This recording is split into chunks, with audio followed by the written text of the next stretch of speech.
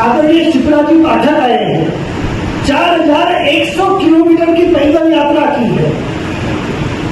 नदी को मजा नहीं है पैदल यात्रा करने में।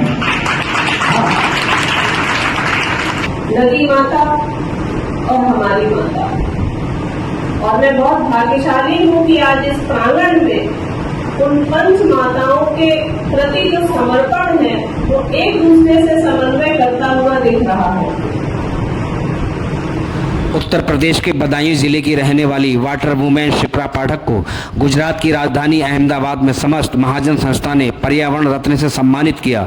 शिप्रा पाठक ने अब तक दर्जनों नदियों की लगभग 12,000 किलोमीटर की पदयात्रा की है, जिसका मुख्य उद्देश्य नदियों के किनारों के माध्यम से ग्रामीणों को जल संरक्षण के प्रति प्रेरित कर उनसे पौधा लगवाकर उसे जीवित रखने का संकल्प दिलाना है। इस क्रम में शिप्रा पाठक अब तक लगभग 25 लाख पौधे लगा चुकी हैं, जबकि उनका संकल्प 1 करोड़ पौधे रोपने का है। अपने इस संकल्प के क्रम में उन्होंने नर्मदा, शिप्रा, गोमती, वरुणा, नाद, सरयू और यमुना नदी आदि के अलावा अयोध्या के रामेश्वरम तक राम जानकी वन गमन मार्ग की 4000 किलोमीटर की पदयात्रा की है।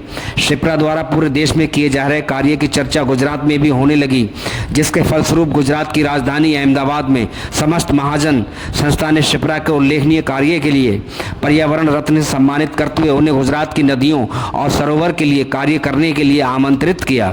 इस दौरान शिप्रा पाठक ने हजारों की संख्या में गुजराती पगड़ी लगाए लोगों का आभार जताते हुए कहा कि आपकी संस्कृति और वेशभूषा की चर्चा बहुत सुनी थी। आज देखकर भारतीय सभ्यता के प्रति गौरवान्वित महसूस कर रही हूँ। कहा कि हर व्यक्ति को कम से कम 100 वृक्ष अपने जीवन काल में तैयार करने चाहिए। उन्होंने बताया कि एक बड़ा पीपल वट वृक्ष अपने जीवन काल में करोड़ों रुपए की ऑक्सीजन पर्यावरण को देता है, जो हम चाहकर भी देश को नहीं दे पाएंगे। शिप्रा पाठक ने कहा कि देश में अगर पर्यावरण के प्रति लोग उदासीन हैं तो दूसरी ओर अब जागरूकता भी आ रही है। इसका स्पष्ट उदाहरण आज उत्तर प्रदेश के एक छोटे से कस्बे से होने के बाद भी मुझे गुजरात की राजधानी अहमदाबाद में प्रकृति संरक्षण के माध्यम से ही बुलाया गया है। इस दौरान समस्त महाजन संस्था ने शिप्रा के साथ 50 पौधों को ट्री गार्ड के साथ रोपित किया और गौ माता के संरक्षण को 2 एम्बुलेंस का भी उद्घाटन किया। माता, तुलसी माता, नदी माता और हमारी माता, और मैं बहुत भाग्यशाली हूँ कि आज इस प्रांगण में उन पंच माताओं के प्रति जो समर्पण है वो एक दूसरे से समन्वय करता हुआ दिख रहा है। भैया के द्वारा जो यहाँ प्रकल्प आज है उसमें तालाब का संरक्षण है, मतलब कहीं न कहीं हम जल को बचा के नदी माता को समर्पण दे रहे हैं। उसे देखकर पृथ्वी की मिट्टी उर्वरक हो रही है, मतलब पृथ्वी माता भी हमारे प्रति प्रसन्न है। नदी माता, पृथ्वी माता को देखकर हमारी माता को बड़ा गौरव हो रहा है कि ऐसे बच्चों को हमने जन्म दिया। जो तुलसी, गाय माता, पृथ्वी माता और भारत माता का संरक्षण कर रहे हैं। तो अगर इन 5 माताओं पर काम होगा, संरक्षण होगा, सेवा होगी, समर्पित किया जाएगा, तो पूरे भारत की संस्कृति को हम बहुत अच्छे से बचा सकते हैं। सोचने की बात यह है कि इतने एनजीओ, इतनी संस्था, सरकार द्वारा इतना काम होने के बाद भी बहुत क्रांतिकारी बदलाव नहीं दिख रहे। जैसे गोपाल भैया ने बोला कि हम थैली को एक कोने से काटते हैं और वो काटा हुआ टुकड़ा ही अगर प्रति व्यक्ति गुणा किया जाए तो कई दरों में बदल रहा है।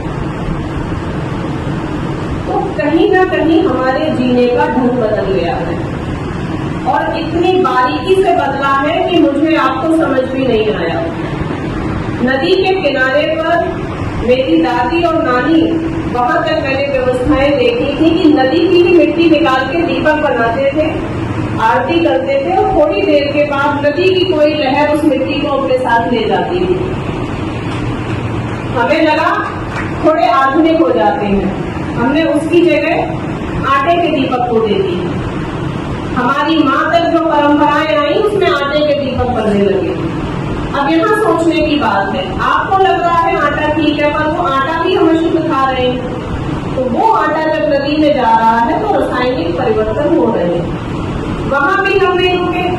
थोड़े दिन के बाद थर्मोकोल ने जगह ले ली, उसके बाद प्लास्टिक के दोनों से हम आरती करने लगे।